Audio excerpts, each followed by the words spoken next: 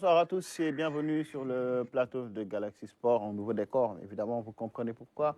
Galaxy qui s'était arrêté depuis la CAN, un peu avant la CAN.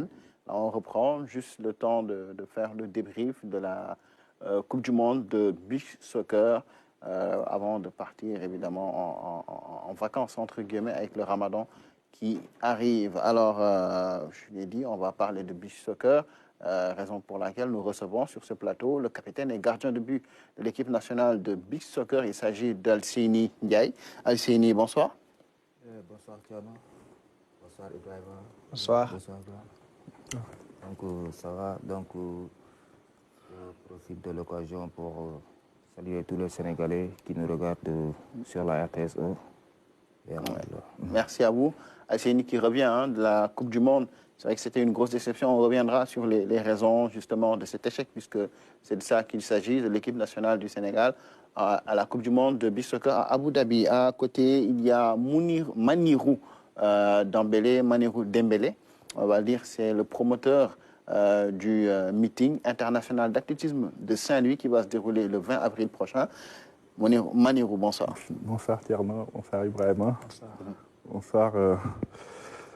Merci beaucoup pour l'invitation. Merci à vous. Et puis, effectivement, oui, il y a le meeting de Saint-Louis qui se prépare. C'est pour ça qu'on est là aujourd'hui. Très bien. Manirou qui est ancien athlète, n'est-ce pas? Je suis ancien athlète et agent sportif. Très bien. Je suis l'agent de Louis-François Mendy, de Cheikh Tidiane Diouf, de Salissard, et puis pas mal d'autres athlètes. Très bien. On aura l'occasion d'en parler dans cette émission. Ibrahim Moupé avec nous. Bonsoir Ibrahim. Bonsoir Tierno. Merci d'être là. C'est un plaisir d'être là tous les lundis pour parler avec nos téléspectateurs. On a une passion commune en nous tous, c'est le sport et c'est très normal. C'est toujours un plaisir. Absolument. Allez Ibrahim, on va parler d'abord avec vous de l'équipe nationale du Sénégal, l'équipe de football, les Lions qui vont jouer 2 matchs amicaux, mais ce sera en France, un match contre le Gabon d'abord, le 22 mars, et puis un autre match contre le Bénin, le 26 mars. Le Sénégal qui a choisi de jouer ces matchs amicaux, puisque c'est 2 dates FIFA. Ouais. Il n'y a pas d'éliminatoire en vue, donc il était important quand même de pouvoir jouer ces matchs-là, surtout après l'échec de la CAN, permettre certainement à Aliou Cissé de refaire une sorte de revue des troupes avant les échéances du mois de juin. Absolument, absolument. En Afrique, il y aura fin mars les préliminaires de la CAN 2025 avec les 8 pays les moins bien classés du continent. Donc le Sénégal est exempté avec son statut de champion d'Afrique et de grand d'Afrique. Donc cette date FIFA-là va permettre au sélectionneur Aliou Cissé qui, selon toute vraisemblance, va être maintenu à son poste. On attend la décision qui sera annoncée jeudi à l'issue du comité exécutif de la Fédération sénégalaise de football.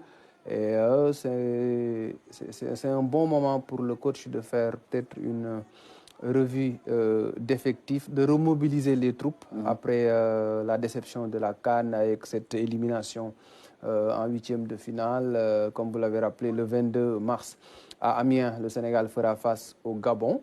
Et puis à partir du 26, ce sera face au Bénin.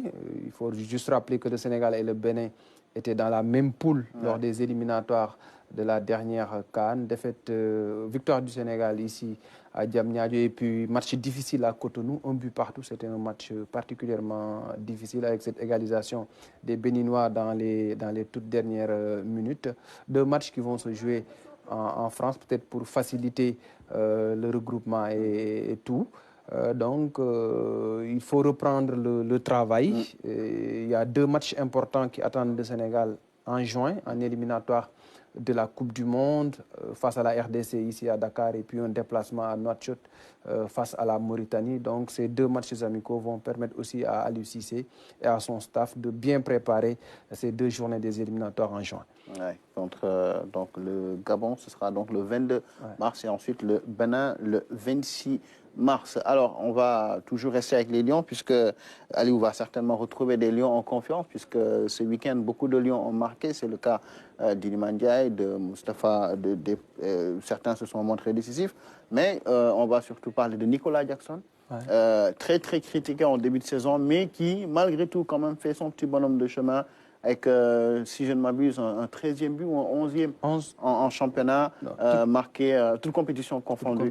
Un but marqué donc contre Brentford en championnat le week-end dernier. Ouais, c'est un très bon footballeur, Nicolas Jackson. Il y a eu beaucoup de critiques. Il a montré une très belle détente, un bon timing avant de se matcher le ballon au fond des filets. C'est son 8e but en Première Ligue. Et c'est le 2e joueur de Chelsea le plus décisif derrière Cole Palmer. Et il est dans le trio de tête des joueurs les plus décisifs, toutes compétitions confondues. Là, il en est à... Cela montre qu'il est en train de faire une bonne saison malgré toutes ces critiques pour sa première année à Chelsea. Le touchent, on voit un peu le geste qu'il fait. Ouais. Mais ce qu'on lui reproche, c'est d'abord de manquer beaucoup d'occasions avant de finalement marquer. Après, ça fait partie du football. Hein. Ouais, les critiques font avancer. Si tous les attaquants marquaient à chaque occasion, on se retrouve avec des scores fleuves. Les critiques font avancer. Ça fait partie du métier. Je pense que ça va être une source de motivation pour lui, de bien faire, de marquer encore et encore. C'est un joueur qui est pétri de qualité. Encore une fois, ce n'est pas un attaquant type, ce n'est pas un neuf type. C'est un joueur qui est habitué à jouer sur les côtés. Et depuis la saison dernière avec Villarreal, il a été repositionné comme attaquant axial. Il joue dans le même registre à Chelsea, qui est un très grand club. Il y a beaucoup de pression, beaucoup d'attentes. Les gens s'attendent à ce que l'attaquant marque tous les week-ends. Ce n'est pas évident pour lui, mais je pense que là, il est en train de faire de belles performances avec Chelsea. S'il continue comme ça, il peut terminer la saison avec peut-être une quinzaine de buts ou quelque chose de ce genre en Première Ligue. Donc, il reste encore 2 mois et demi de championnat. Il en est déjà à 8 buts. C'est pas mal en tout cas. C'est pas mal pour une première saison à Chelsea. En tout cas, il bénéficie de la confiance de son entraîneur Mauricio Pochettino, qu'il a souvent défendu. Alors, d'autres joueurs qui bénéficient de la confiance d'un nouvel entraîneur, cette fois-ci, il s'agit d'Ismaël Assar et d'Iliman Ndiaye, qui sont en train de renaître un peu avec l'arrivée de Jean-Louis Gasset à la tête de l'Olympique de Marseille. Hier, ils ont fait face à Mori Diaw de Clermont. Ils ont été sans pitié pour le gardien de l'équipe nationale du Sénégal, puisque le score est de 5. Voilà, donc victoire de Marseille, 5 buts à 1. On va faire réagir Seyni par rapport à la prestation de Mori Diaw. Alors, j'ai vu une statistique. C'est le gardien qui réalise le plus d'arrêts en Europe actuellement. Même si on ne parle pas, c'est peut-être parce qu'il n'est pas dans le bon club finalement à la hauteur de son talent. C'est ce qui fait que ses stats ou bien son talent n'est pas forcément mis en avant par rapport à d'autres qui jouent dans des clubs plus huppés. Et peut-être que les années à venir, il ira dans un grand club parce que Mori, comme on l'a dit, c'est un très bon gardien. Très bon sur la ligne et qui fait l'un des gardiens qui fait beaucoup plus d'arrêts dans la Ligue 1. Donc, et qui fait beaucoup plus d'arrêts aussi sur les pénaltys. Donc ça veut dire qu'il est très fort. Peut-être que sa défense ne l'aide pas, mais peut-être que les années à venir ou l'année prochaine, peut-être qu'un autre club va le recruter pour qu'il puisse montrer encore ses talents parce que c'est un très très très bon gardien. On se souvient du début de saison, avec le match qu'il a sorti face au PSG, il en était à 9 ou 10 arrêts dans cette partie-là. Alors, clairement, qui est quand même lanterne rouge du championnat, en espérant effectivement qu'à la fin de la saison, qu'il puisse trouver un club à la hauteur de son talent. Allez, on va à présent parler des tout-petits, des U15 qui ont disputé le tournoi UFOA, le championnat du foot scolaire, UFOA A, le Sénégal, qui s'est imposé devant la Guinée à l'issue de la séance des tirs au but. Ça s'est joué en Mauritanie. La finale, c'était hier à Nouakchott. Il y a eu un but partout à l'issue du temps réglementaire et c'est l'épreuve fatidique des tirs au but qui a départagé les deux pays. Et l'équipe de Guinée est championne en titre du championnat, et championne en titre en tout cas de la compétition au niveau africain et qui se fait battre par le Sénégal en finale. 7 tirs au but à 6 et ce sont les moins de 15 ans qui du coup se qualifient pour le championnat africain de football scolaire où l'on retrouvera les vainqueurs de chaque zone du continent. Et à l'issue de cette victoire en finale, le Sénégal a empoché la somme de 60 millions de francs CFA. C'est une compétition mise en place par la Confédération africaine de football pour permettre aux jeunes joueurs de se mettre en évidence, d'être au rendez-vous du haut niveau. Et ça, c'est important. Pour avoir de bonnes équipes dans les grandes catégories, il faut travailler à la base, et c'est bien que la CAF ait pu réfléchir à cette formule-là. Et les U15 sénégalais ont été bluffants, et le Sénégal est en train de faire aussi un bon travail dans ces catégories-là. On voit seulement les U17, les U20, les U23 et autres, mais les U15 et les U13, il y a un travail qui est en train d'être fait depuis quelques années. Absolument. Allez, maintenant on va parler de football de plage avec le beach soccer, la Coupe du Monde qui s'est jouée il y a quelques jours, qui s'est terminée. Alors, il y a les réactions des... Oui, les réactions des entraîneurs. Merci Michel et Ibrahim. On va écouter justement les entraîneurs du Sénégal et de la Guinée. Les organisateurs n'ont ménagé aucun effort pour nous mettre dans de bonnes conditions. Donc merci. Dans votre langue, c'est marhaban, marhaban, marhaban. Alors voilà, comme tout entraîneur, je suis content parce que j'ai gagné. Je suis content surtout pour les enfants. Parce que nous sommes des éducateurs. On passe tout notre temps, toute notre vie, c'est essayer de rendre heureux l'enfant. Donc nous sommes très heureux aujourd'hui parce que les enfants sont heureux. Très sincèrement, le Sénégal, alors c'est un pays de football. Le Sénégal a beaucoup de centres de formation. Ce que j'ai fait, je ne dois pas dire ce que j'ai fait, je dois dire ce que nous avons fait. Parce qu'il y a les éducateurs des écoles de football, il y a les éducateurs sportifs des centres de formation. Donc c'est un travail c'est un travail collectif, ce n'est pas un travail individuel. Donc j'ai hérité le travail de mes collègues entraîneurs ou éducateurs sportifs. Je vais d'abord par féliciter l'équipe du Sénégal qui a été championne. C'est vrai que les dieux du foot n'étaient pas avec nous aujourd'hui. Ben, c'est ça aussi le football. Il y a la victoire, il y a l'échec. Donc, comme aujourd'hui nous avons perdu, nous allons tirer les leçons pour mieux nous préparer pour la phase continentale prévue en avril. Et tout ce qu'on sait, il y a eu des occasions ratées que nous avons regrettées aujourd'hui. Au tir au but, on avait l'avantage 2 fois. Les enfants n'ont pas été juste réalistes. Le dernier tireur marquait, la Guinée était championne. Mais malheureusement, comme je l'ai dit, le dieu du foot n'était pas avec nous. Voilà, l'entraîneur de la Guinée et Papi Ibrahim Faye également, entraîneur du Sénégal. Allez, maintenant, on va parler de la Coupe du Monde de beach soccer. Donc, cette compétition a été remportée à Abu Dhabi par le Brésil devant l'Italie sur le score de 6-4. Mais évidemment, les yeux étaient rivés sur les Lions du Sénégal qui étaient partis ambitieux après leur 4e place lors de l'édition précédente.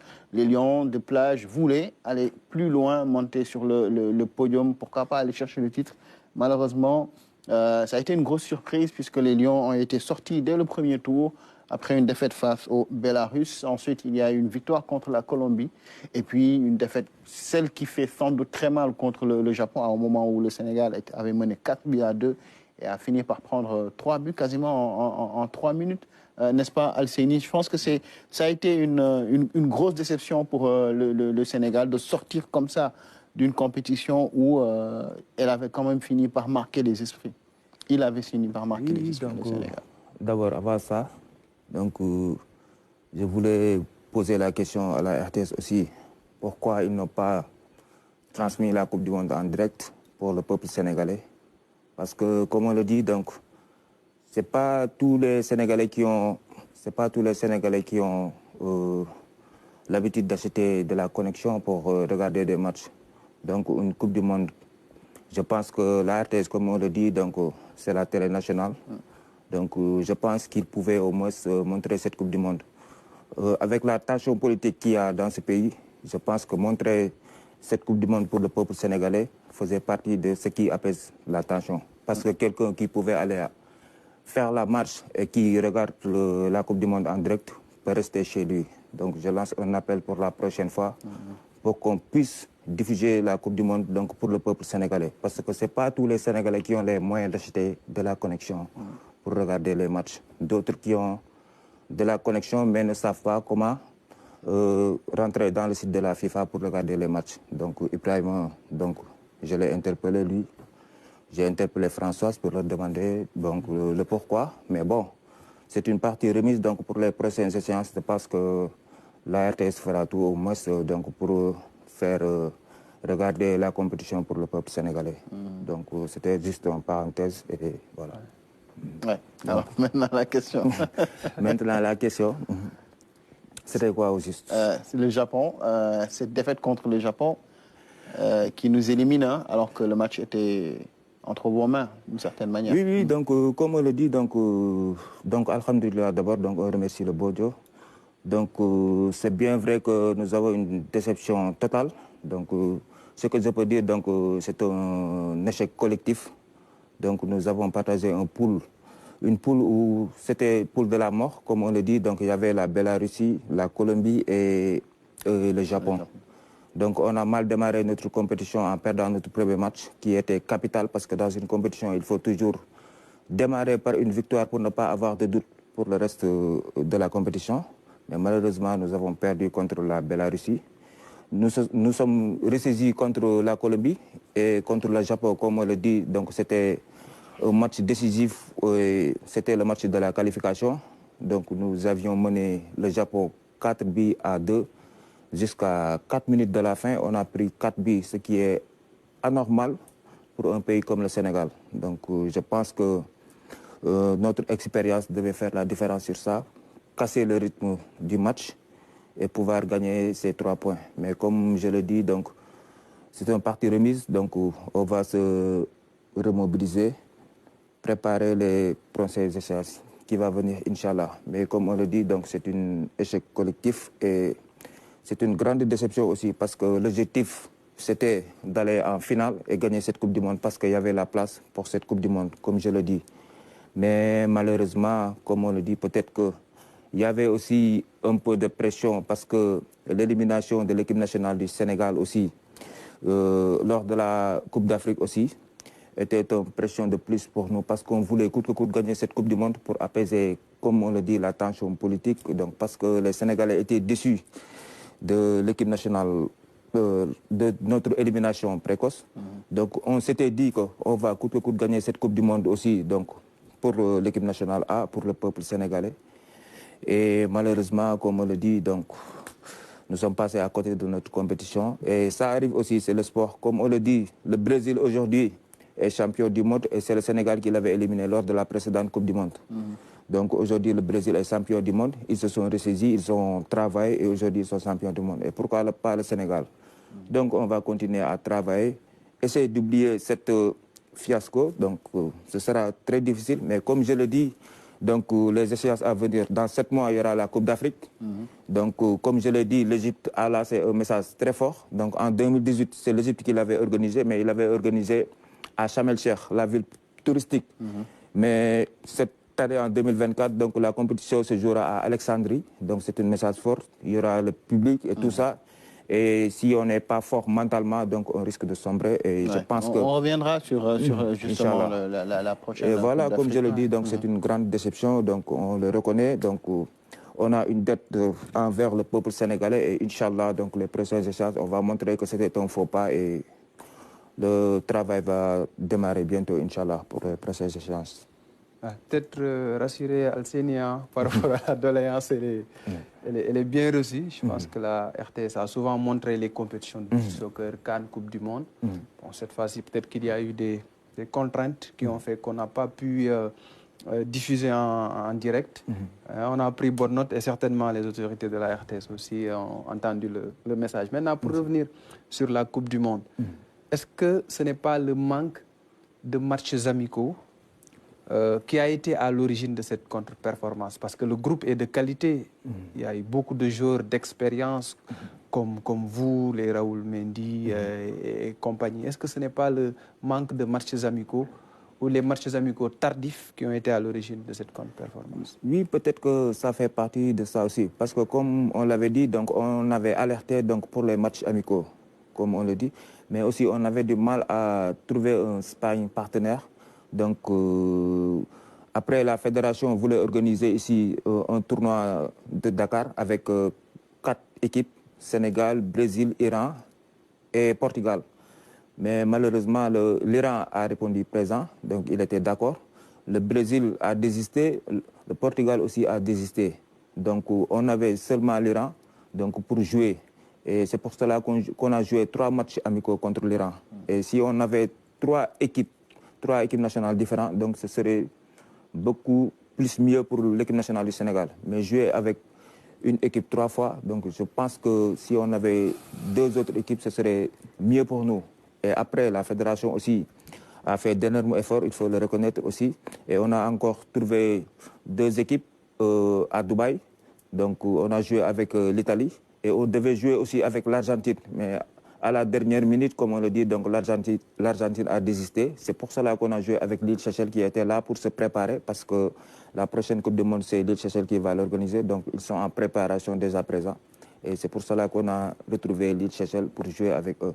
Donc comme je l'ai dit, donc, une équipe comme le Sénégal, j'avais alerté sur ça parce que depuis la Coupe d'Afrique, on est resté 6 à 7 mois, donc de octobre presque au mois d'août, octobre jusqu'au mois d'août, presque 10 mois où on n'a pas joué le moindre match. Je pense que c'est une erreur qu'on ne doit plus refaire parce qu'une équipe comme le Sénégal qui prétend être champion du monde ne doit pas rester plus de 10 mois sans avoir ne serait-ce qu'un seul match amical.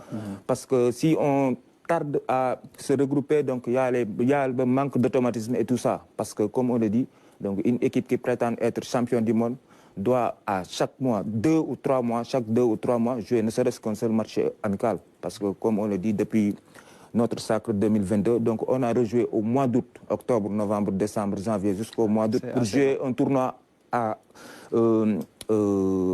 Tunisie. Donc je pense que la fédération, donc on le lance un appel, si à chaque 2 mois ou à chaque 3 mois, ne serait-ce que se retrouver, ce serait mieux pour le Sénégal. Parce qu'une équipe comme le Sénégal qui prétend être dans les années à venir champion du monde ne doit pas rester plus de 6 mois donc sans jouer ne serait-ce qu'un seul match amical. Autre chose, Alseni, est-ce que la proximité entre la Coupe d'Afrique et la Coupe du monde de beach soccer n'a pas été un handicap pour vous? Parce que beaucoup de personnalités du football avaient les yeux rivés sur la CAN. Est-ce que ça a été en défaveur du beach soccer dans cette Coupe du monde? Oui, je peux dire ça. Donc ça a été un défaveur parce que tous les yeux étaient rivés sur la CAN Côte d'Ivoire. Mais bon, comme je le dis, donc le beach soccer a l'habitude de ça parce que, comme je le dis, même les journalistes et tout ça là, donc leurs yeux étaient rivés sur la CAN. Ils avaient même oublié que le beach soccer allait partir à la Coupe du Monde. Mais bon, c'était normal parce que l'équipe nationale A est l'équipe phare donc de la nation. Donc quand l'équipe nationale A joue, donc ils sont favoris, donc c'est normal. Mais comme je le dis aussi, donc, pour les prochaines échéances, donc, il faut que les journalistes, la presse accompagne l'équipe nationale du beach soccer parce que l'équipe nationale a besoin encore beaucoup plus de visibilité, donc, de communication et tout ça.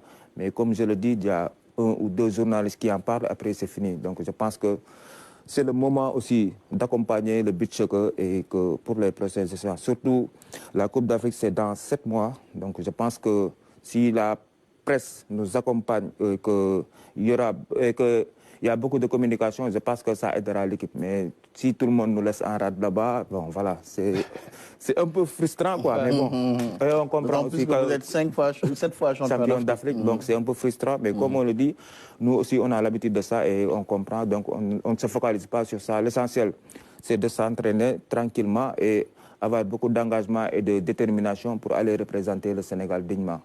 Ouais. Alors, on va rester sur la CAN puisque vous en avez parlé. Ce sera en Égypte, donc, à Alexandrie. Le constat depuis quelques années, quand même, c'est que le niveau se resserre un peu. On a vu l'Égypte, qui est d'ailleurs l'équipe que vous avez battue en finale, difficilement. On voit que des équipes comme le Maroc commencent. Le Maroc qui vous a battu lors du tournoi de Tunisie, je pense. C'est des équipes l'invincibilité du Sénégal. Donc, aujourd'hui, est-ce qu'on peut dire que le Sénégal ne vient plus seulement en grand favori, celui qui va écraser tout le monde, ou c'est peut-être le moment de aussi se remettre en question, parce que les autres sont en train de beaucoup travailler et de bien travailler aussi. Oui, comme tu l'as remarqué, donc, les équipes travaillent beaucoup donc, pour resserrer les lignes, comme je le dis. Donc, toutes les fédérations maintenant commencent à s'investir dans le beach soccer, parce que les fédérations, s'ils n'arrivent pas à gagner une Coupe d'Afrique à 11, donc, ils vont s'investir dans le beach soccer pour au moins gagner une CAN. Donc, comme on le dit, donc, toutes les équipes commencent à bien travailler. Donc, la preuve, comme tu l'as dit, donc, le Maroc, l'Égypte, la Mozambique, le Nigeria et tout ça, donc, ils travaillent donc, pour être en mesure du Sénégal, comme je le dis. Donc maintenant, il faut continuer à travailler. Donc on ne doit pas dormir sur le laurier. Donc j'alerte la Fédération sénégalaise de football, quoi que l'on dise, a mis beaucoup de moyens donc, pour l'équipe nationale de beach soccer, qu'il continue à mettre les moyens. Parce que comme on le dit, la Coupe d'Afrique là sera la Coupe d'Afrique la plus relevée, Inch'Allah. Et comme on le dit, le Sénégal sera l'équipe à battre. Nous serons très attendus, comme on le dit. Si on ne travaille pas, donc j'ai rien pour le basket. Donc si vous voyez aujourd'hui le basket, il n'arrive plus à gagner une Coupe d'Afrique.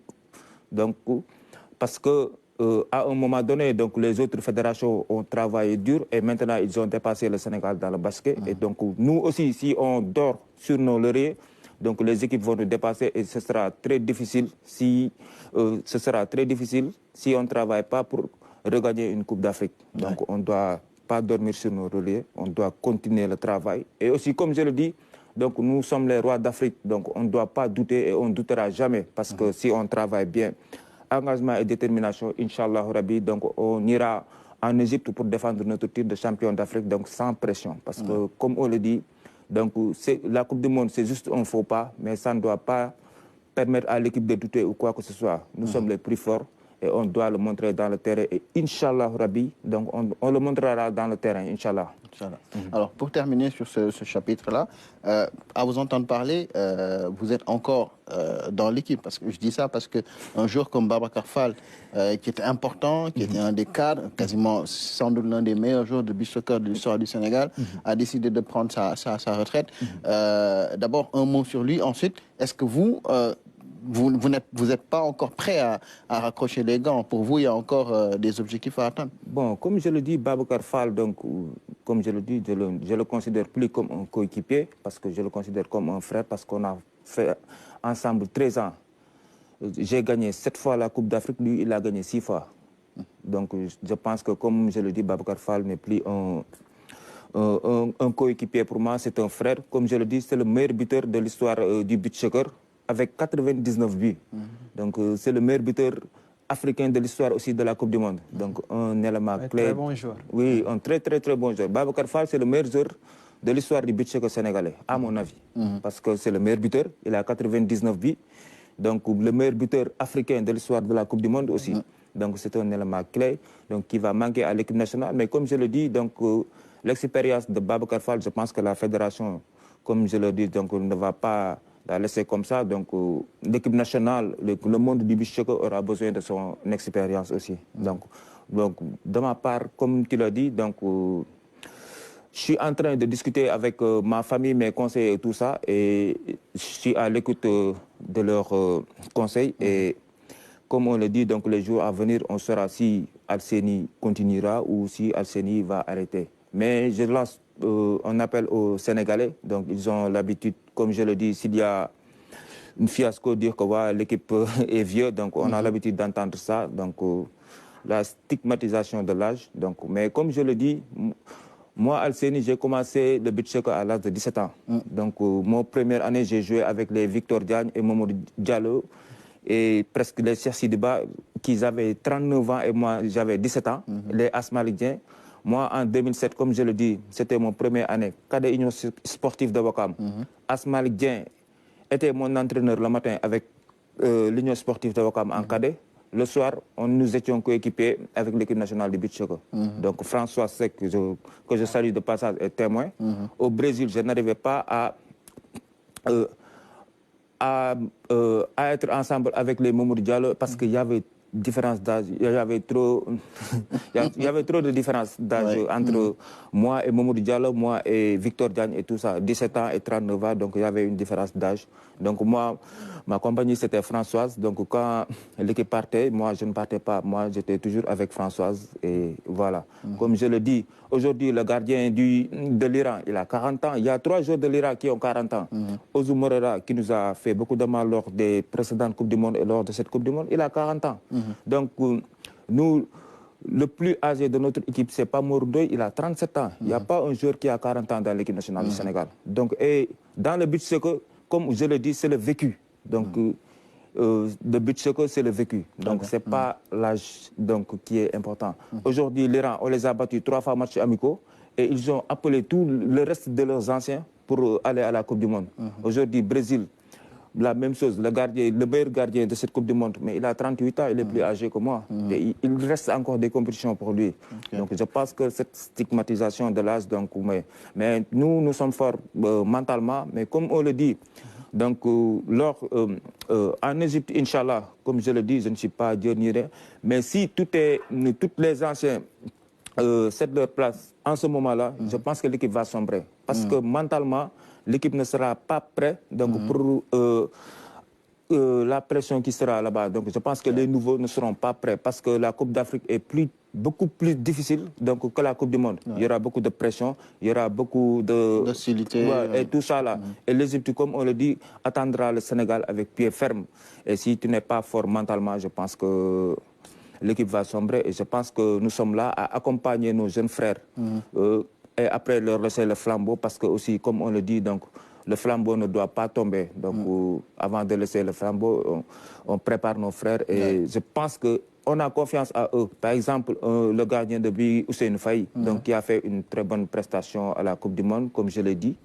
Donc, il y a Seydina Issa Laïsen qui était à sa première Coupe du Monde. Il y avait Gadiaga aussi qui était à sa première Coupe du Monde. Et eux aussi, donc, ils ont beaucoup appris et que les prochaines séances, donc ils vont voir comment et tout ça quoi. Donc c'était juste une parenthèse pour dire qu'aux Sénégalais, donc le beach soccer, donc c'est un vécu. C'est pas parce qu'il y a fiasco que tout le monde doit partir et tout ça. Mais moi, de ma part personnelle, donc les jours à venir, donc je prendrai une décision, donc comme je le dis, et après on verra bien ce qui va se passer, Inch'Allah, Rabbi, quoi. Très bien. On attendra cette décision avec impatience, en espérant que vous allez pencher pour continuer. Allez, on va à présent parler d'athlétisme avec le meeting de Saint-Louis qui se prépare, le meeting international. Ce sera le 20 avril. Avant d'en parler avec notre invité, nous allons d'abord découvrir cet extrait de la conférence de presse qui s'est organisée, qui s'est tenue donc à Saint-Louis, avec des propos recueillis par Abdou Wade Junior. Il s'agit pour la première fois pour la ville de Saint-Louis d'organiser un meeting international d'athlétisme. Il y aura 128 athlètes, 14 pays vont y participer et 14 épreuves. Et je crois que cette manifestation montre encore une fois que l'athlétisme se développe à Saint-Louis. Et aujourd'hui, nous sommes accompagnés dans cet événement par une association et cette association va se présenter tout à l'heure, avec qui la Ligue co-organise, et parce que ce meeting rentre dans le cadre des meetings nationaux initiés par la Fédération. Et nous avons l'ambition non seulement de développer une compétition, mais également d'organiser une fête du sport, où nous allons allier la compétition, mais aussi permettre à tous les spectateurs, aux populations saint-louisiennes, de découvrir la ville de Saint-Louis. Voilà, donc Cheikh Tidiane Camara, le directeur technique national de Saint-Louis, également directeur du meeting. Alors Manirou Dembélé, vous êtes un des promoteurs, sinon le promoteur. C'est ça. De ce meeting-là. Je vais me présenter rapidement. Je suis le président de l'association qui est en co-organisation du meeting, l'association Athlétisme Sénégal. nous sommes basés en France et nous faisons aussi des actions au Sénégal. C'est une association franco-sénégalaise. Effectivement, c'est un meeting qu'on va lancer le 20 avril à Saint-Louis. Ça va être la première fois qu'on organise un meeting. On a déjà organisé des événements comme des camps d'entraînement notamment, comme des dons. On amène beaucoup de dons ici aussi pour les donner aux athlètes qui sont là. Et puis on s'est dit pourquoi pas organiser un meeting parce qu'on a constaté qu'il manque d'événements de ce genre-là au Sénégal, notamment dans le milieu de l'athlétisme, où il n'y a que le meeting international de Dakar pour l'instant. Et puis on s'est dit pourquoi pas dans les régions. Et l'objectif qu'on a aujourd'hui, c'est de pouvoir accompagner les régions. On a commencé par Saint-Louis et l'objectif, c'est d'aller dans d'autres régions. Et pourquoi pas Kaolack, pourquoi pas après Kolda, pourquoi pas Diourbel, pourquoi pas ailleurs. Parce que c'est des choses qui se font beaucoup en France. En France, les athlètes n'ont pas besoin d'aller courir ailleurs pour avoir de la compétition. Nous, ici, c'est ce qui manque aujourd'hui. Aujourd'hui, on n'a que des journées LADAC qu'on appelle, c'est-à-dire la Ligue d'athlétisme de Dakar qui organise ces journées. Parfois, il y a des interligues depuis l'année dernière, initiées par la Fédération des interzones qui sont organisées. Mais on s'est dit, pourquoi pas faire des grands meetings, des événements comme ça. Et l'objectif, c'est de faire un meeting international, en commençant par Saint-Louis. Et pourquoi Saint-Louis ? Parce que Saint-Louis, rien que Saint-Louis, c'est une ville mythique. Et puis aussi, c'est une ville où on a constaté que l'athlétisme se développe pas mal ces dernières années-là, ces 2 dernières années. Si vous regardez les résultats des championnats nationaux d'athlétisme, la ville de Saint-Louis arrive 2e derrière Dakar quand même. Et il y a un travail qui est en train d'être fait sur place par les techniciens qui sont là-bas, comme Nalla, comme El Hadj Malik, qui est le directeur technique régional. Et du coup, on s'est dit pourquoi pas Saint-Louis et on va essayer et on verra ce que ça va donner. L'objectif, c'est de faire un meeting international et puis d'inviter des athlètes de niveau national et international. Voilà. Quels sont les athlètes de renom qu'on aura dans ce meeting? Les athlètes de renom, pour l'instant, il y a le directeur du plateau qui est Pape Serigne Diène, le directeur technique national, qui travaille sur ça avec ses collègues. Pour l'instant, je sais qu'au niveau local déjà, on a la crème de l'athlétisme, notamment lui, François Mendy, qui va faire les Jeux Olympiques de Paris. Premier qualifié aux Jeux Olympiques, en espérant que d'autres vont suivre, comme les Ahmad, comme les Falsar, comme les Sali, comme les Cheikh Tidiane Diouf. Il faut savoir que l'athlétisme au Sénégal, on a beaucoup de talent. On a beaucoup de talent, il manque les moyens, il manque de l'accompagnement. Mais honnêtement, je pense qu'on peut avoir beaucoup de qualifiés cette année aux Jeux Olympiques de Paris. On verra bien parce que les qualifications pour l'athlétisme sont encore en cours jusqu'au 30 juin et nous venons juste de commencer la saison. Et ne serait-ce qu'hier, Cheikh a fait une excellente chrono. Il a fait 45,85. Je pense que et puis les minima c'est 45,00. Et il lui reste pas mal de compétitions. Il va aller faire les Jeux africains bientôt. Il a pas mal de meetings qui sont programmés en extérieur et tout. On verra bien, mais Inch'Allah, en espérant que ça va le faire. Et pour revenir sur le meeting, on aura aussi des Gambiens comme Ibrahima Kamara, qui est très connu, qui a fait qui a fait les Jeux Olympiques, qui a fait des championnats du monde, qui était au meeting de Dakar, qui a gagné le meeting de Dakar passé, les 2 dernières éditions là. Et puis aussi, on aura aussi d'autres noms parce qu'il faut savoir qu'on a mis en ligne un site web du meeting de Saint-Louis où les athlètes fassent leur demande d'engagement. Et en fonction de ça, c'est le directeur technique après qui va répondre et qui va choisir les athlètes. On a des demandes des États-Unis, on a des demandes de la France, on a des demandes d'un peu partout. Après, malheureusement, on ne va pas pouvoir prendre tout le monde parce qu'on va avoir aussi des contraintes budgétaires aussi. Mais on fera, le directeur technique du meeting fera une sélection et puis va nous proposer un plateau. Alors justement, en termes de budget, où est-ce que vous en êtes? Et puis, quand on parle de budget, c'est l'organisation, mais les prize money également, comment ça se passe? Au fait, il faut savoir que c'est un meeting qui est inscrit sur le calendrier World Athletics. C'est-à-dire que c'est l'équivalent de FIFA en athlétisme. Et puis, c'est un meeting inscrit sur aussi le calendrier national de la Fédération sénégalaise d'athlétisme, dont je remercie au passage, qui font au boulot aussi, qui travaillent bien pour que les choses se fassent très, très bien aussi. Au niveau des prime money et tout est disponible aussi sur le site. Mais oui, il y aura des primes pour les vainqueurs, pour les podiums, pour les 3 premières. Après, combien, on ne sait pas encore exactement, mais il y aura des prize money. Et puis aussi, il faut savoir que tous les athlètes sélectionnés qui doivent aller courir dans ce meeting-là sont pris en charge à 100%. C'est-à-dire que si l'athlète part de Dakar ou de tel endroit, c'est nous, l'organisation, qui achète le billet, qui loge, qui le prend en charge. Et puis derrière aussi, il faut savoir que ça permet aux athlètes de gagner des points pour le ranking, pour pouvoir se qualifier au niveau des championnats d'Afrique ou au niveau des Jeux olympiques ou au niveau des championnats du monde aussi. Aujourd'hui, quelles sont les difficultés auxquelles vous faites face dans l'organisation d'un tel meeting à Saint-Louis, hors de Dakar? J'imagine que c'est pas évident. Non, c'est pas évident, c'est pas simple, c'est pas évident. C'est pour ça que aussi nous avons besoin de partenaires. Nous avons aussi besoin de partenaires parce que ces genres d'événements-là, il faut savoir que c'est 70 ou 80% financé par les partenaires, qui veulent associer leur image à l'image du meeting. Aujourd'hui, les difficultés, les grosses dépenses vont être sur tout ce qui est transport et tout ce qui est hébergement. Je pense que les grosses dépenses vont se reposer sur ces volets-là. Et en termes de budget, le budget, il est pas, on peut dire conséquent, mais bon, il est à 10 millions de budget. Je pense que 10 millions de budget, c'est correct.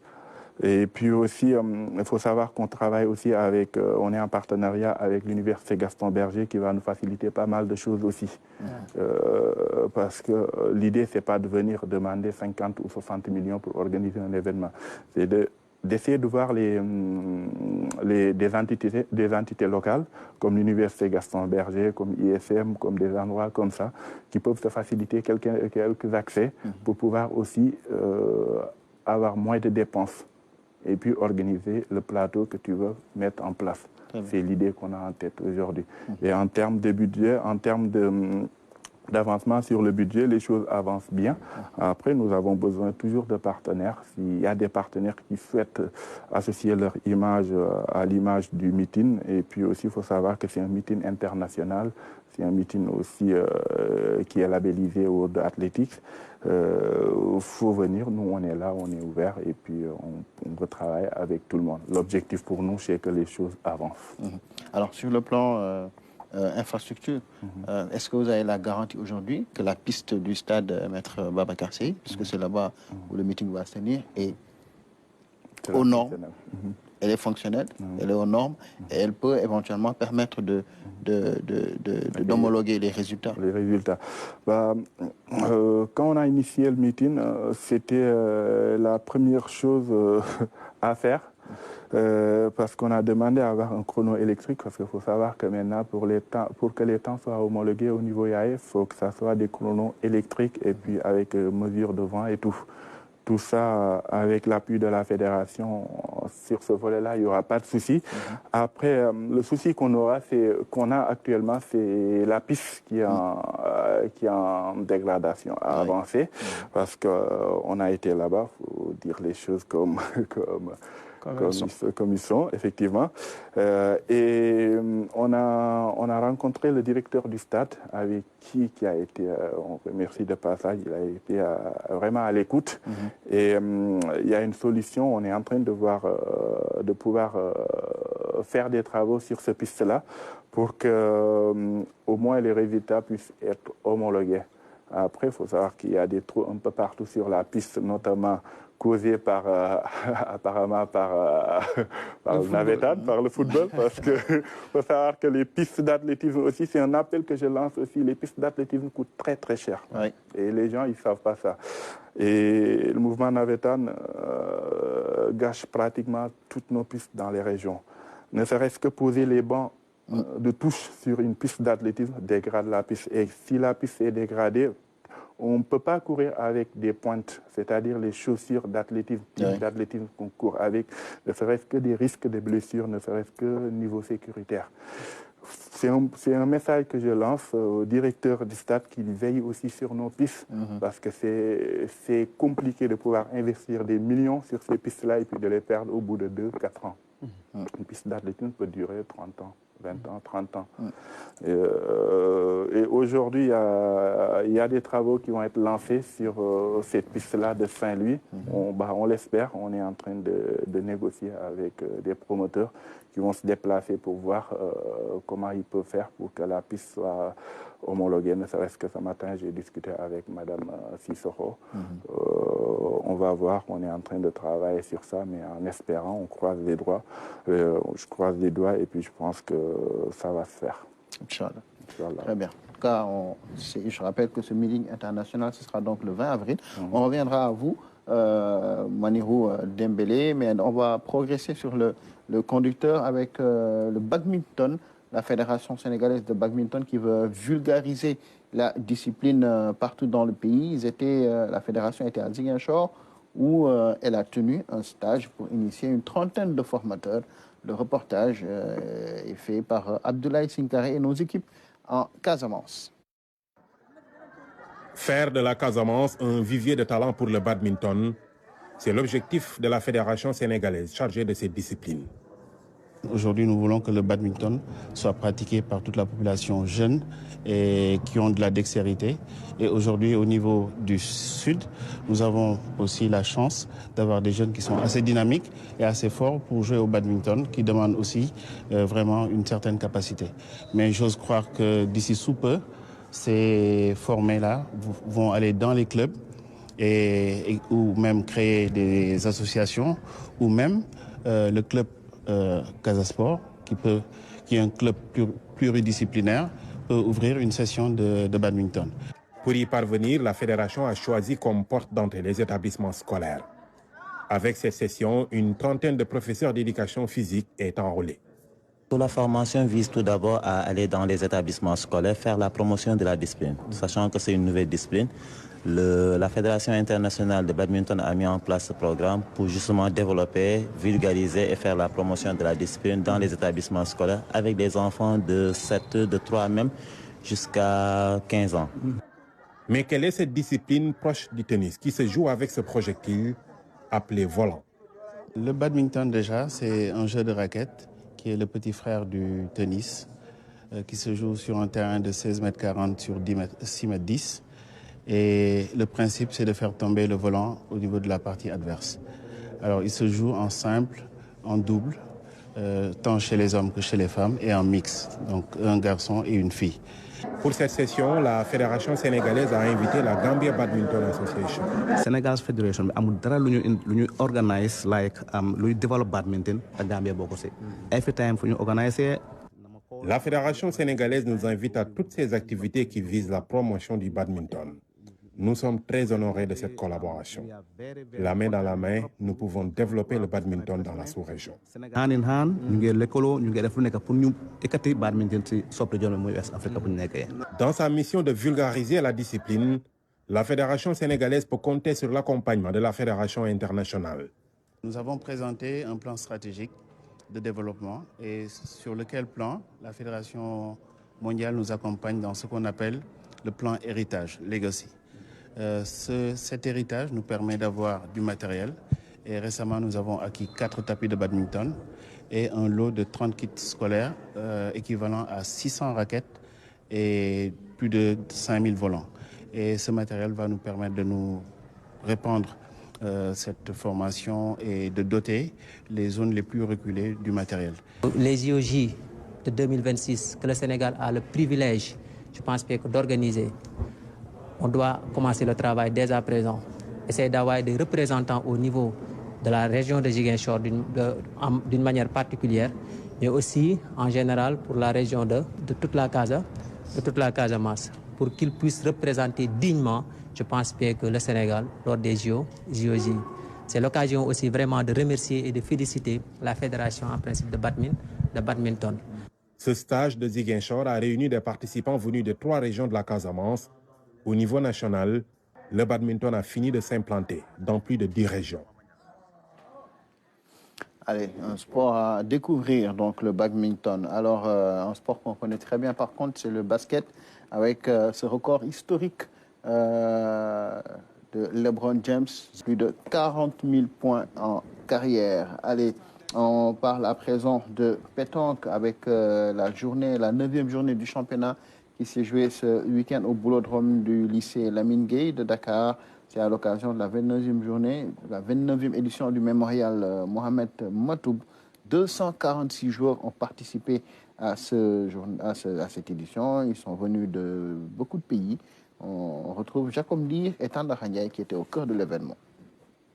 Encore un record de participation à l'occasion de la compétition qui a tenu toutes ses promesses. Ce mémorial, abrité par le boulodrome du lycée Lamine Gueye de Dakar, a vécu de grands moments de pétanque.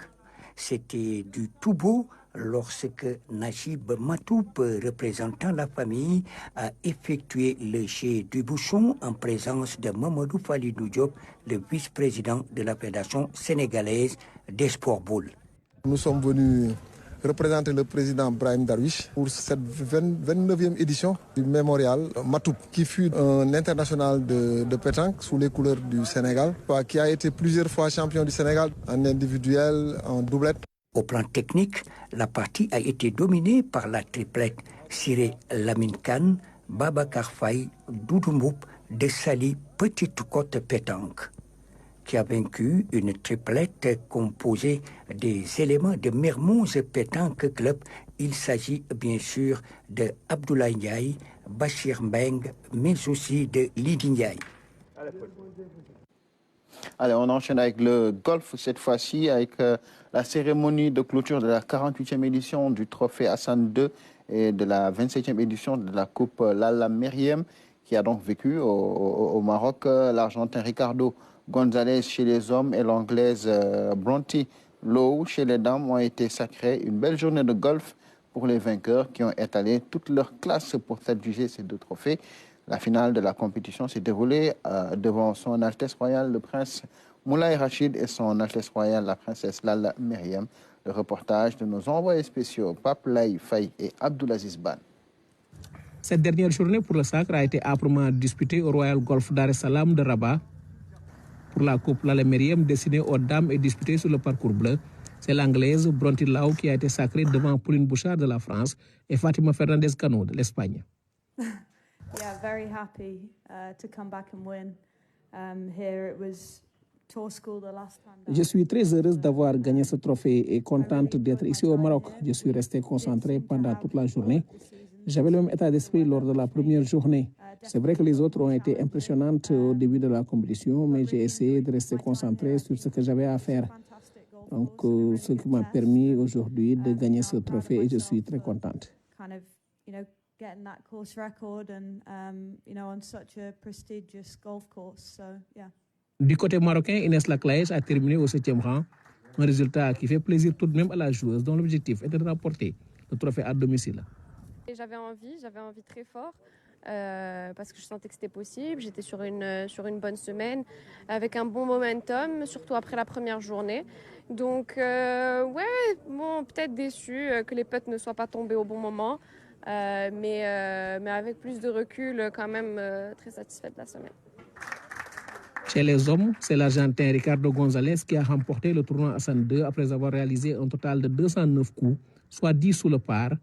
Les suivis du Norvégien Thomas Bond et de l'Australien Mark Ensby. J'ai été sacré champion, mais ça n'a pas été une chose facile. J'ai dû longuement travailler et durement aussi pour parvenir à ce résultat. Donc, je peux dire que j'ai eu beaucoup de chance de terminer en tête de ce tournoi. La cérémonie de clôture de la 48e édition du Trophée Hassan II et de la 27e édition de la Coupe Lalla Meriem a été marquée par les présences de son Altesse Royale le Prince Moulay Rachid, par ailleurs président de la Fédération Royale Marocaine de Golf, et de son Altesse Royale la Princesse Lalla Meriem. Une compétition qui a tenu toutes ses promesses au grand bonheur des férus du golf qui ont massivement fait le déplacement au Royal Golf Dar es Salaam de Rabat. Voilà, donc Abdelaziz Ban, donc on va être spécial au Maroc. Alors on va terminer avec nos invités très rapidement. Alors avec vous d'abord Manirou Dembélé, c'est donc le 20 avril. C'est ça. Je pense que quasiment tout est prêt, sinon mobiliser peut-être le public de l'athlétisme aussi bien au Sénégal, mais particulièrement à Saint-Louis. Effectivement, l'objectif c'est que les Saint-Louisiens puissent répondre présents et puis découvrir aussi l'athlétisme parce que c'est des athlètes de haut niveau qu'ils ont l'habitude de voir à la télé qui vont se présenter à Saint-Louis. C'est l'occasion aussi, voilà, c'est l'occasion aussi pour eux de les voir vraiment en réalité sur le terrain. Et puis on fait un appel à tout le monde, à la population saint-louisienne aussi, de venir sur les stades, d'autant plus que l'entrée est gratuite. Et puis en espérant qu'ils répondent présent. Et voilà, en gros, je vous remercie aussi de l'opportunité que vous m'avez offert aussi de pouvoir parler sur cet événement-là qui va bientôt arriver. Merci à vous deux et merci beaucoup à tout le monde. Merci à vous également. Alcéine, on termine avec vous. Alors, cette décision est attendue. Alcéine ne restera pas, mais dans la semaine. En tout cas, ce qui est sûr, c'est que vous lancez un appel pour que le travail continue, puisque rien n'est perdu. Oui, comme je le dis, donc, rien n'est perdu, donc c'est le sport. Donc, on va se remobiliser, comme je l'ai dit.